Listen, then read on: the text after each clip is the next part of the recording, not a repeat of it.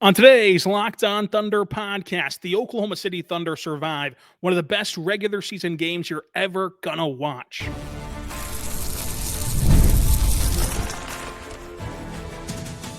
You are Locked On Thunder, your daily Oklahoma City Thunder podcast, part of the Locked On Podcast Network, your team every day. Let's get it going on the Locked On Thunder podcast on the Locked On Podcast Network, your teams every day. I am your host, media member and beat writer for Thunder on SI, Ryland Stiles. Follow me on Twitter at Ryland_Stiles. Follow the show on Twitter at LOThunderPod. Email the show, LOThunderPod@gmail.com. On today's show, we're diving into the very best regular season game you're ever going to see, and it happened on opening night. It happened on literally 1 of 82 for Oklahoma City. They survive in double overtime against the Houston Rockets.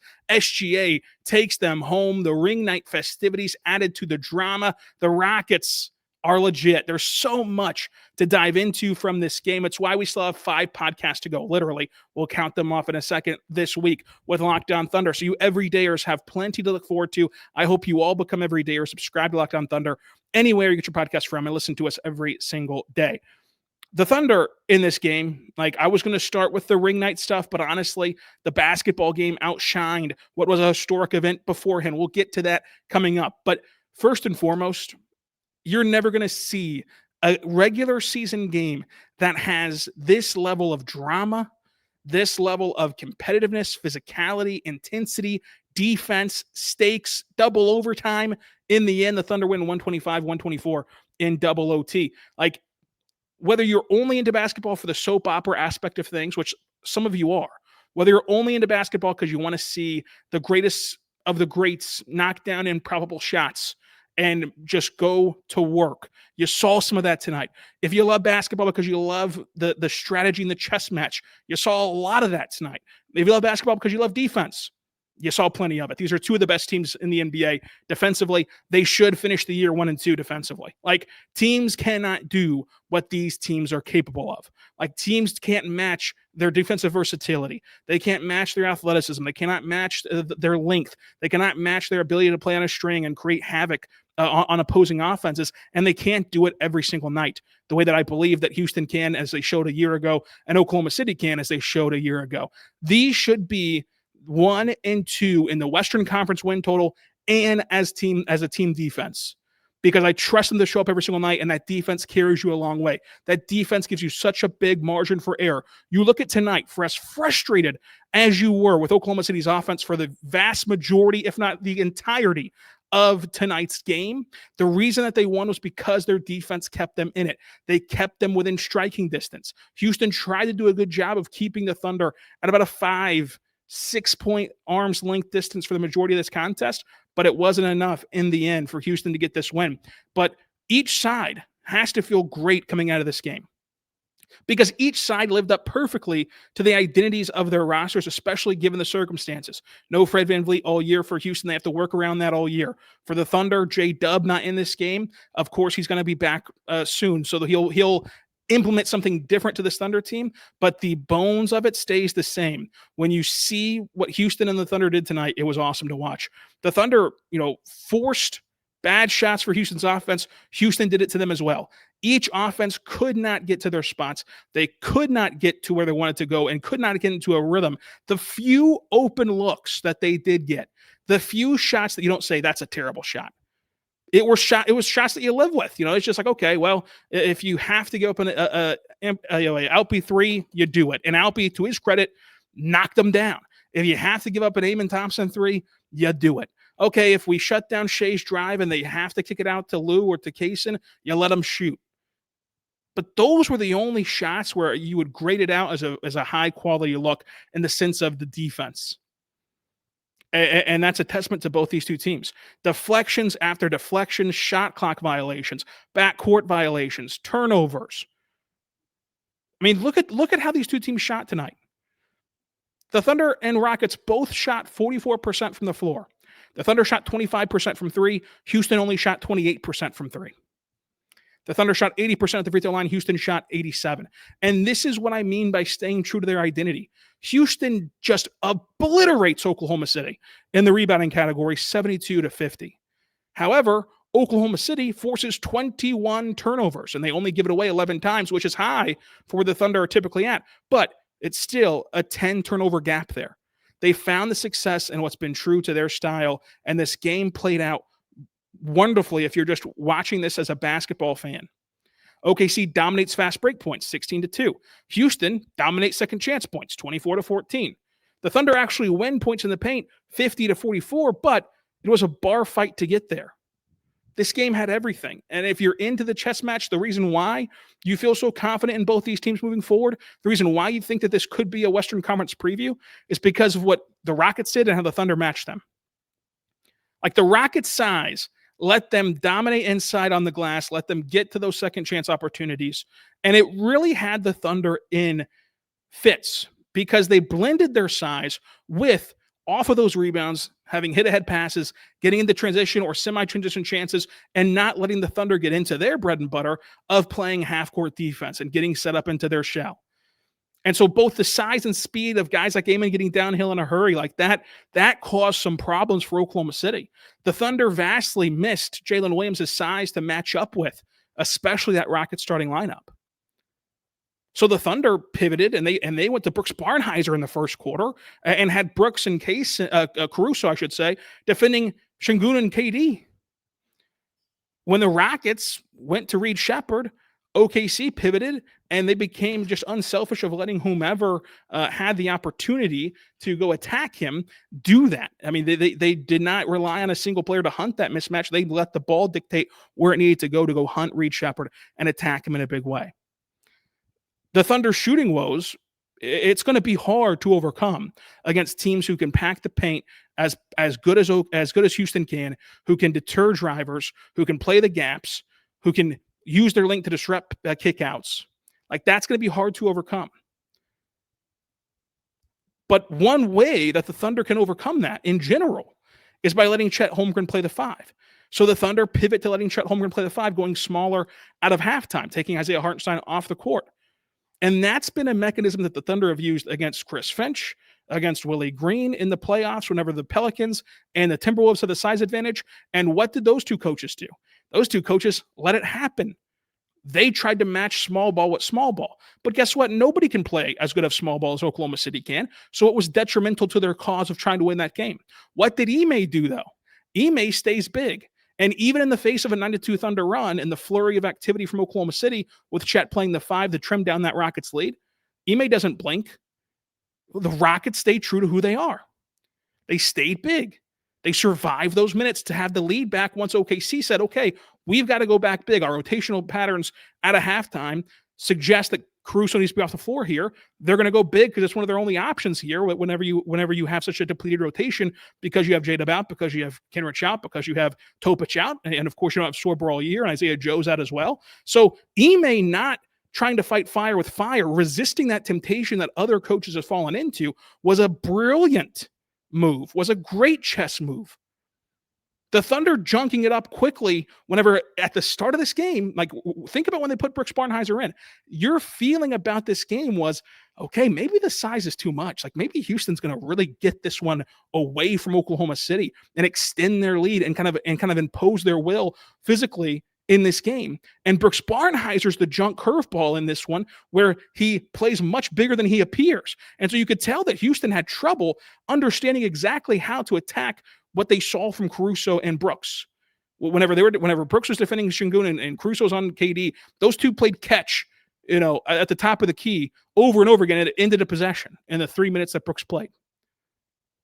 And those little stolen possessions along the way, those little chess matches add up to what you saw tonight, which was a double overtime thriller in a game that had the thinnest of margins, and somebody had to win and somebody had to lose. But this would absolutely be a fantastic 7-game series. And you couldn't have dreamed of a better start to the NBA season. You couldn't have dreamed of a better start for their renewed relationship with NBC, which from what I've heard and seen on social media, like it seems like NBC knocked it out of the park once the game got rolling, and how they talked about and how they presented the game. And so if there's anyone who's been on the fence about watching NBA basketball or coming back to the game, who might have left the game during certain points of this recent modern era, Like, this was a great sales pitch for the league. And they got it right. Because again, if you only cared about the drama, there was plenty of it. But from the drama to SGA closing it out to the massive improvement that you saw from Lou Dort to Chet Holmgren winning this game for Oklahoma City, it's all coming up on Locked On Thunder. But first, I want to say right now, my good friends over at Prize Picks, it is fantastic to have NBA basketball back. And honestly, like, it's going to be fantastic to have all of Wednesday to just diagnose, dissect, digest NBA games from start to finish without having to singularly focus on the Thunder game. And this episode is brought to you by Prize Picks. Every day we make decisions, but in Prize Picks, being right can actually get you paid. Do not miss the excitement of football season and basketball season with Prize Picks, where it's good to be right. Playing Prize Picks is such a fun, simple way to add more excitement to the action. You just pick more or less on player projections like Josh Allen passing yards, or you can pick more or less on Cooper Flagg's points tonight in his debut. Go check that out today at Prize Picks, because Prize Picks is there for you. And I love the fact that if you are going to take it up on the NBA side of things, there's a new injury reboot feature. If a player leaves early or doesn't return or just doesn't play with a late scratch, it won't count against you on your entry with that injury reboot feature. Make sure you check them out today at Prize Picks by going and downloading the app today, using code LOCKEDONNBA and getting $50 in lineups after you play your first $5 lineup. That's code LOCKEDONNBA.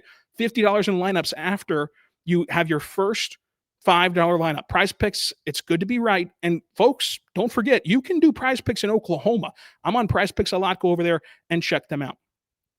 Also want to say right now, but good friends over at Built, folks, everybody has to pay rent. Nobody likes it, but you have to do it. And you might as well get something out of it. That's where Built comes in. Built is changing the game by turning your rent payment into real rewards that you can actually use. When you pay rent through Built, you earn flexible points that you can redeem toward hundreds of hotels, airlines, future rent payments, your next Lyft ride, and much more. So Built isn't just about rent. It's about rewarding you and allowing you to use those rewards around your neighborhood, maybe a local coffee shop, maybe a vacation, whatever it is that you want to use it on. It's going to help you get rewards for doing something you have to do anyway, which is paying your rent. So turn your rent into rewards by starting to earn these rewards today around your neighborhood by going to joinbuilt.com/LockedOnNBA. That's joinbilt.com/LockedOnNBA. Make sure you use that link. That way they know that we sent you to Built today and start earning some rewards for paying your rent. Again, something you have to do anyway. Might as well get rewarded for it at Built. We're back on the Locked On Thunder podcast on the Locked On Podcast Network, your teams every day. Go check out Locked On Rockets today for your second listen. Thank you so much for making us your first listen. You everydayers make this show go. It's how we've already done the Monday show, the live stream, the Tuesday show, and now the Wednesday show, and have 5 more episodes to get out to you to the end of the week because of you everydayers. So we appreciate you very, very much. But go check out Locked On Rockets for your second listen, because Jackson Gatlin is a great host first and foremost, but also you're going to want to follow this Rockets team all year long. I thought that the ring night ceremony is the drama part of things. It starts the drama part of things. So if you're into the NBA subplot, it was always going to be intriguing to see, how does this young team react to getting their rings? Is there any funny moments there, such as J-Dub maybe giving a signal to the camera with his ring on? How are the Rockets going to handle this? Are they going to watch the ceremony? Is Kevin Durant in particular going to watch the ceremony? I thought that the ceremony itself was really great and it was efficient. And the Thunder did a great job of keeping it on track and keeping it on schedule to keep this tip-off in line with what you would expect for a typical ring night, which is obviously sometimes delayed and sometimes way too drawn out. Thunder did a great job of being efficient with that. The championship banner being risen to the rafters was navy. It stands out as a different color from their Western Conference and their divisional banners, but it's the same size as those other banners. But think about this for a second. Like, in the house for this historic night, for this night that now you certainly will not forget. But if you recall to yesterday's show, I told you it was a rare night where you knew heading in, you'd never forget where you were during this game. Now you absolutely won't forget where you were during this game, whether you're at the arena or who you were watching it with or where you were watching it. You're never going to forget this night. But think about, for as historic as this night was, in the house tonight was PJ Carlesimo, the first ever coach in Thunder history. Jeff Green and Kevin Durant, part of the first ever teams in Oklahoma history. Steven Adams, and Serge Ibaka, both, who are cult heroes in Oklahoma City. And also Carmelo Anthony was in town. with his NBC work, and he played for Oklahoma City. So you had all these different, generations and eras of Thunder basketball of their 18-year history in the building for this night and for this moment, on top of course, a roster that was not only getting their rings, but it retains 99% of who they were from a year ago. As a matter of fact, Dylan Jones, who was waived by Washington, he was here tonight getting his ring. Like, you had everybody back. It was an all-out party, and it was a situation where, this is really the last time you're ever going to get everybody in the same place celebrating the same thing until 20 years from now. Because you think about a 10-year reunion, but a 10-year reunion, these guys are still playing. These guys are still going to be in the league. So, it's hard to do it in 10 years. But, like, this is one of your last times to really embrace this championship with everyone on board with it, instead of having to turn the page and move on to the next season, to the next thing. So after that ceremony, which, by the way, Steven Adams and Jeff Green were the only two to watch the ceremony on the court. After that ceremony, you got playoff-level atmosphere. Like, this fan base crushed it tonight. Well, with the way that they were standing up for every possession, cheering on every possession, booing Kevin Durant every time he touched the ball. You had the drama before the game of, like, the starting lineup of Houston, including both Steven Adams and Kevin Durant. Steven Adams gets this roaring applause. It was deafening applause. And immediately the PA guy introduces Kevin Durant, and it turns the other way. Just vicious boos ringing out. And Kevin Durant had to sit there and watch as the Thunder now have a championship banner up there. And think about, again, tonight, we just said who was all in the building. Steven Adams, Serge, and Melo got standing ovations tonight. Kevin Durant got booed every time his fingernail touched the basketball. It really puts into perspective what those guys mean and what those guys' legacies are in Oklahoma City. But there was a playoff-level atmosphere and playoff-level product on the court. This game had everything. And at the end of the game, at the end of this incredible basketball game, where it was going to either be Kevin Durant spoils ring night for Oklahoma City, or the Thunder pull one out late against Houston, honestly stealing a game from Houston that they probably shouldn't have won. At the end of it all, after spending the whole night, Kevin Durant did, making tough bucket after tough bucket, spending the whole night looking like the perfect pickup, and he still is, the perfect pickup for Houston, because he allows them to fix their biggest area of concern offensively and at least aid them offensively, while also not detracting from their style of play defensively that brought them to this point as an organization.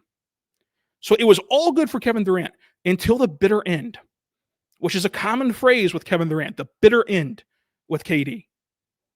He misses costly free throws. He's a part of a backcourt violation. And he pulls a Chris Webber. He calls a timeout at the end of overtime. Houston does not have a timeout, and the refs just let it slide.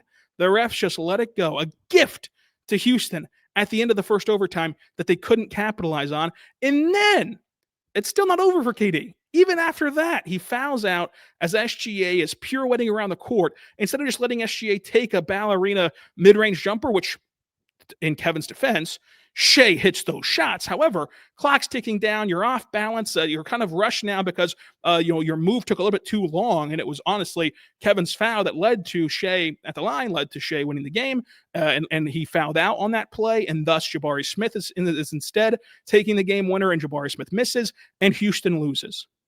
In the blink of an eye, everything went from being perfect for Kevin Durant to everything being wrong. And that kind of summarizes the feeling around Kevin Durant his entire career. So, I mean, the drama, the chess match, and the quality of play was exceptional. Let's dive into some individual performances. Because Chet Holmgren looked fantastic tonight. Looked, as Jim Rome would say, phenomenal. He starts the game with an and one cutting baseline. Has a turnaround mid-range at the free throw line / elbow area over Kevin Durant. He scores the Thunder's first 7 points. He scores 11 of the first 13 points for Oklahoma City. He starts out 4 for 4 with a 3 in that span, heading into the first timeout for the game. He ends up with 3 trips to the free throw line. And because he had that early mid-range shot falling, he's able to pump fake and get a defender to bite and get to the free throw line for one of those trips. He did a great job of hitting mid-range jumpers at the nail. He knocked down a couple threes, and he got downhill. He got downhill in a big way in this game, playing off the catch. He also had a step back three, which looked like a step back three, but I think they counted it as a long two, which nonetheless, though, off the dribble, replacing J-Dub as like the go-to scorer next to Shai, he did a fantastic job. He did a fantastic job in this game. He had more polished handle, which wasn't perfect by any means, but it was way better than what it had been. And he hit 2 just onion triples in the overtime. Without those threes, you don't win this game. Those were big time shots in a sequence in a game where you couldn't buy a bucket. You couldn't buy a 3 all night. And Chet knocked 2 of them down. 2 of the 5 were those overtime triples for him. He did foul out. It was a pretty bad call, in my opinion, but he did foul out. 28 points, 7 rebounds, 2 assists, 4 for 4 from the charity stripe, 2 for 5 from 3, 11 for 17 from the floor. You absolutely take 64, 40, 100 shooting splits for Chet Holmgren. All summer long, we've asked the question of how close can he get to those first 9 games. If you think back to this time last year, those first 9 games for Chet Holmgren had him as an all-star lock. It had him in the MVP ladder, literally MVP ladder for Chet Holmgren. He was that tonight. It's one game. It's one game. It's got to be sustained. But he was that tonight. With fresh legs, better mobility after fracturing his hip, he looked awesome tonight. And he did it as the number 2 guy. When naturally, whoever, I don't care who you think is more talented or who you think's the better player, naturally, the role that JALEN Williams plays offensively slots him into the number 2 guy whenever he's healthy, which then alleviates some pressure on Chet Holmgren in those games. But Chet was great tonight. Caught a lob from Isaiah Hartenstein, getting it done at the rim, getting it done in the mid-range, getting it done from 3. Again, a 2 for 5 night, you'll take it because there's going to be nights where he runs into a 4 for 5 night. It's all about his averages, honestly, from 3 for Chet. But man, what a game from Chet Holmgren. And this is part of the story. Like, yes, this reminds me a little bit of, and to a smaller degree, obviously, reminds me a little bit of, game 4 in Indiana, where like Shai's going to get the headlines today, and he deserves it because he was the closer. He gets the biggest cup of coffee. He closed this game, but you don't have Shai having the chance to close this game if you don't have Chet Holmgren do what he did from the first quarter all the way through the first overtime. Without the consistency of production from Chet Holmgren, Shai never gets to have this moment. And that's the definition. Like the last biggest games you've seen this team play have been the definition of complementary basketball. Because Shai is inevitable. Like a lot of superstars whom are inevitable. The problem is you got to get them in a position where they can turn around a bad game. And I think about watching Milwaukee this season. How many games are you going to watch in Milwaukee this year where at first the game's not going Giannis's way, but they don't have enough guys around him to keep the game close to where once he gets it going, it's too little too late. You can think of previous stars that have already played in that scenario that fit this mold as well. But because the Thunder can keep games close, it's never too little too late for once Shai gets going, because he's always going to get going. And he got going tonight in a big way. We'll talk about that coming up. But first, I want to say right now, but our good friends over at Regate. Folks, it is time for this conversation to unfold, right? Our good friends over at Rougiette is incredible because making excuses doesn't solve anything. We've all heard them before. It's just stress. I'm tired. It happens to everyone sometimes. But when it comes to performance, sometimes your body just needs a little extra support. That's where Rougiette comes in. Rougiette.com offers fast-acting, doctor-prescribed treatments for ED designed to help you stop making excuses and start making moves, folks.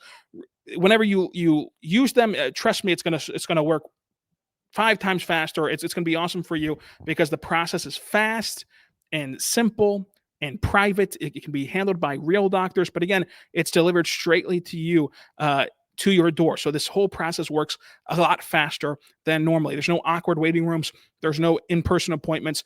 It is a board of certified 100% online doctors, so you avoid the awkwardness, but the process remains fast, simple, and private for you. It's all about confidence and connections and getting back to moments that matter. So check out our good friends over at Rougiette today. Visit rugiet.com/LockedOnNBA for 15% off your first order. That's rugiet.com/LockedOnNBA. So don't forget to use our code LockedOnNBA so they know we sent you. Rougiette, stop making excuses and start making moves. We're back on the Locked On Thunder podcast on the Locked On Podcast Network, your teams every day. SGA had a tale of two halves, really a tale of three quarters versus the last one for SGA. The last three, honestly, of the fourth, overtime and overtime too. But let's unpack this bit by bit. Do I think that this is an impossible matchup for Shai to have success against? No.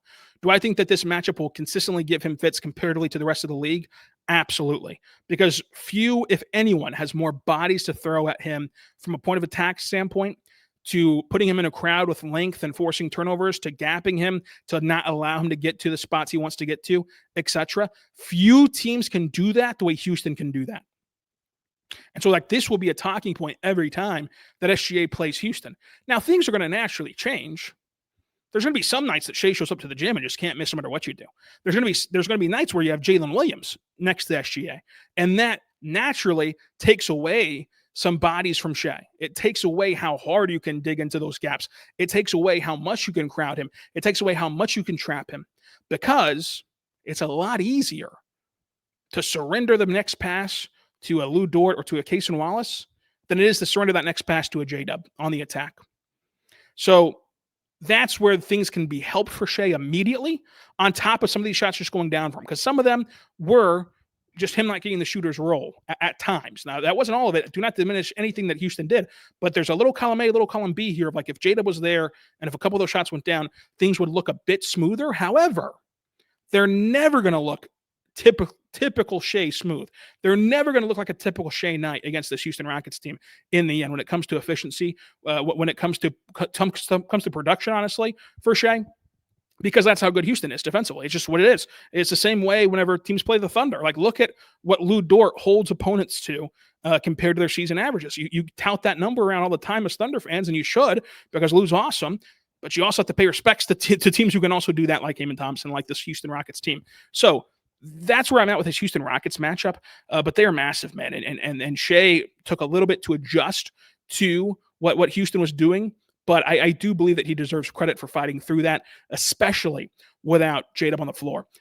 The three he made tonight, by the way, was snaking around the I-Heart three and pulling up off the dribble. That's what he flashed a lot in the preseason that we wanted to see him do more in the regular season. Good start tonight to hit one. And that's a part of his game that you hope he gets more comfortable with as the season goes on, just like he was in the preseason, because that can really change how you have to defend him. And there was a few plays tonight that were left on the table, right? Shai had a great pass to Cason Wallace to split a double team. Cason Wallace makes the one more pass to a wide open Lou Dort, a wraparound pass off of his defender crashing down. Lou Dort wide open from three. Didn't hit it. That kind of night for Lou Dort. We know who Lou Dort is. We'll talk about Lou. I thought that Lou played way better than his box score showed, but Lou's a streaky shooter, and tonight he didn't have it, and tonight that three didn't fall. If it's a night where Lou is on, that's a brilliant play. It's a play that's talked about for a long time about Shai, and it adds to his box score total. It adds to this offensive production, and it helps you feel better. But he got going in the fourth quarter. He had clutch bucket after clutch bucket, regardless of how he was shooting leading into that spot. What makes him so special is that you're never fully taking him out of the rhythm. You're never fully taking him out of the game to disengage. You see some players who can get discouraged, who can be disengaged, who can become more passive, who if they don't have it right away, they're just not going to have it that night. They need to have fast starts to have quality games. That's not Shai. He stays true to what he is, what shots he likes, whether they're going in or not, and that's what allows him to be so inevitable, like we talked about before. So, what makes OKC so scary is that, OKC doesn't play close to their averages, especially with Shai against the top team in the West, and they go to double overtime even without JALEN Williams. That's what makes the Thunder so scary to repeat and to buck this trend of parity in the NBA. but he had a massive three, a step behind the line in this game. He had some massive threes. He also had a couple misses from three that were costly in overtime. But you take the good with the bad and you live with it for Shai. The assist to Chet Holmgren, followed up by the Odell Beckham one-handed steal on the other end, felt like a massive play. He still labors his way to 30 points. Like, this guy can't escape scoring 30 points in these games. But he clearly lost his legs toward the end of this contest. He was splitting too many free throws. He was missing free throws. He lost his legs to the point where everything was short. And like we said, he was splitting free throws to where even when Kevin Durant fouled him to put him on the line for the game, you felt iffier about those Shai free throws than you have ever felt about Shai free throws ever in his career. And yet, ice in his veins, he knocks him down to finish with 35 points, 5 rebounds, 5 assists, 2 steals, 2 blocks, and 3 turnovers. This felt like a high turnover game for Shai. Some of them were because of deflection. Some of them were just because of the harassment of the Houston defense. But ultimately, he ends with just 3 turnovers in this one, about 1 more than he usually does in these contests. So Shai, the big drop from him was efficiency tonight, 46% from the floor, 1 for 9 from deep, but he did go 10 for 14 to free throw line. So you like to see that at the end from Shai, the clutch free throws. But yeah, I mean, the efficiency is just not going to be what it typically is against this Houston Rockets defense, nor should it be. But the ability to keep fighting and the ability that you can foresee this team, having better nights with Shai because of the gravity that J-Dub can provide is encouraging. Also, when you do have J-Dub in there, what does that, we talked about it earlier about Ime not going small. Well, if the guy next to J-Dub is now, instead of Caruso, it's J-Dub, next to Chet, I should say. If the guy next to Chet is starting at 5 is now J-Dub and not Caruso, and J-Dub can now score at all 3 levels, he can play the same versatile defense, if not better, than Caruso can, defending bigger bodies. Does that change your opinion of A, Ime staying strong and not going small, or B, does it allow that 9-2 flurry to become even more and thus works out in OKC's favor? We don't know that answer. We won't know that answer until J-Dub's healthy, until they play the Rockets again. But it's interesting to think about, and that's where the seeds have been planted for this being an epic playoff series if we get it, and an epic matchup to watch. Like, if you're someone who doesn't have the time to watch all 82 games and you rely on this show to recap it for you and to get you caught up to speed, I appreciate you. But I'd go in right now and circle every time that these two teams get together and really try your best to watch those games no matter what, because it's going to be a lot of fun to see these two teams do battle. We talked about Lu Dort. 6 points, 6 rebounds, 5 assists, a steal, 1 turnover, and 4 fouls against this Houston team, honestly, is not that much. I think that you're going to track that throughout the season. You can track that and see a guy like Lu against the size of Houston and with the style of play he plays defensively, 4 fouls is really nothing, but he does go 0 for 9 from 3. And, the missed open threes were costly at times, and it could have cost him the game. But what are you going to do? This is a guy who's proven to be a 40% three-point shooter, but in that 40%, it's rooted in streakiness. He'll have nights where he goes 8 for 10. He'll have nights where he goes 0 for 9. For all we know, against Indiana on Thursday, he'll have one of those 9 for 10 nights. It wasn't his night from 3. But I thought that the reason why it was encouraging was, even as it wasn't his night from 3, he made great decisions. He didn't press and try to shoot his way out of it.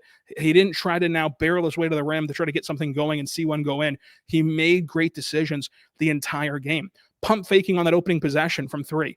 A 3 that, like, after the high of energy from the ring ceremony, with your first game, with your opportunity on national television, previous Lu would have probably shot that 3, a pretty contested deep 3. Instead, he pump fakes, fires at the Chet cutting. Chet has the N1. He had an opportunity where Jay Will threw him a skip pass across the court. He just immediately doesn't throw up a pump fake, doesn't do anything except for attack the rim off of that. And after he attacks the rim, he bumps his defender off his spot, and he's able to get to the line. And then you look at the spinning finish at the cup. That's a shot that Lu just typically does not hit, and he hit it tonight. And I don't know that it's going to be a much improved rim finisher, but he's a much improved decision maker, because he drove hard to the rim off of a hard closeout from the 3-point line that ran him off the line. He drove hard to the rim past his defender and is staying in control with himself, keeping the ball in control, and firing it over to Cason Wallace for 3. Cason missed it. It does not go down as an assist for Lu. It does not go down as a pivotal play for Lu, but again, previously Lu Dort would have just hammered his way into the rim, especially after getting an open look at the cup and being able to muscle over a defender. This version of Lu made a great decision and it kept the offense moving, and it didn't reward him tonight. Outside of the 5 assists, he should have had more. It didn't reward him tonight or reward this offense tonight, but the decision-making on this team was really, really good. AJay Mitchell. What a first half from him. Ends up with 16 points, 2 assists, 2 rebounds, a block, 50% from 3, and from the floor. 1 for 1 at the charity stripe. I don't know why he didn't play more in this game, especially when it was clear that guys were gassed. As someone who has pounded the table for him being a top 8 rotational player by the end of the season, I feel pretty good about that prediction, by the way, after opening night. However, I will say this. If you're someone out there who was, think about how you felt game 1 of the finals, whenever Mark changes his rotation, changes his starting lineup, and puts AJ out there and they lose the game on a buzzer beater. You can't criticize those decisions from Mark and then criticize him for staying with the guys like Kaysen, like Caruso, like Dort down the stretch of this game, who you trust. You can't have it both ways.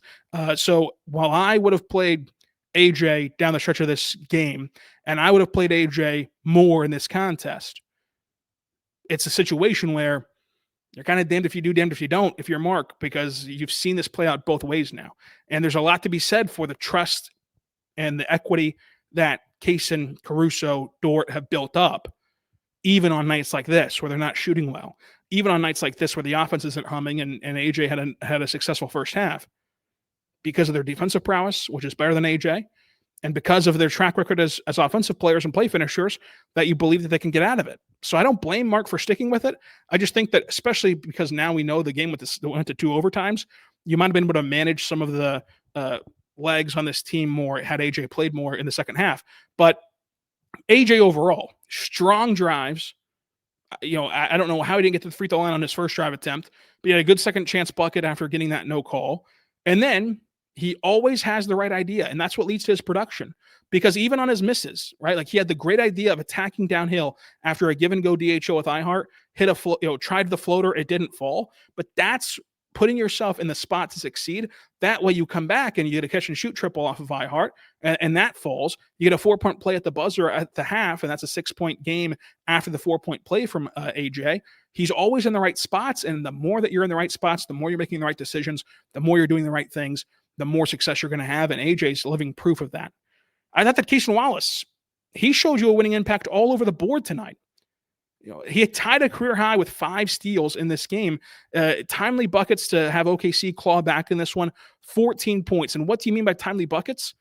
It's shots that go down and you feel like, okay, you can breathe again. You can do this. You can get back in this game. And he hit them every time it felt like, this is getting dicey. Every time it felt like, well, where's the shot going to come from? It came from Kaysen Wallace. 7 rebounds, 5 assists, 4 steals that he ends with. I think that they should have credited him with 5. That's a stat from Paris Lawson. 3 for 8 from 3. But when you look at the complimentary basketball, it was Wiggins who had that same kind of feel offensively. His 10 points were all very loud. It was Wiggins, Chet, Kaysen, Caruso. Those were the only guys who hit multiple threes tonight. And you needed every single one of them. You needed every single one of them. So you did enough to let your closer be the closer and go win this contest. We talked about Brooks Barnhizer making his debut. Chris Youngblood also made his debut. And this is why you listen to Locked On Thunder. It makes you smarter. When did Chris Youngblood make his debut? Into the first quarter, final possession of the first quarter, as a sharpshooter off the bench. Just as we said on Locked On Thunder, you throw him in there, try to steal a possession, then he doesn't see the court again. Like, that's what Mark does. That's what this is all about with Chris Youngblood, on top of what he can provide the G League team. So you heard it here first on Locked On Thunder. That's why you listen. We had this right. The Thunder get right, and they win their opening night game in double overtime. First time the Thunder ever played a double overtime game on opening night. 125-124. Thunder win this thriller. Up next on the show, you're going to have overreactions from Michael Martin on Thursday, a Pacers crossover with Tony East on Thursday, Locked On live stream at 2 p.m. Central Time with Derek Parker on Thursday here on the Locked On Thunder YouTube channel, and uploaded to the podcast feed of your choice afterward. Pacers recap Friday with Brandon Rabar. You're also going to have a Hawks recap Saturday. Still 5 more episodes for you this week. Nobody does it like the Thunder, Locked On Thunder podcast does it. Nobody does it like we do. Again, 5 days a week, Monday through Friday, after every single game. Plus, you have the Monday and the Thursday live stream at 2 p.m. Central Time on YouTube. So make sure that you're always listening to bonus podcasts for you, because Tony East wants to get together for a crossover. So that'll be fun to run that back from our finals crossover. Until next time, be good and be good to one another.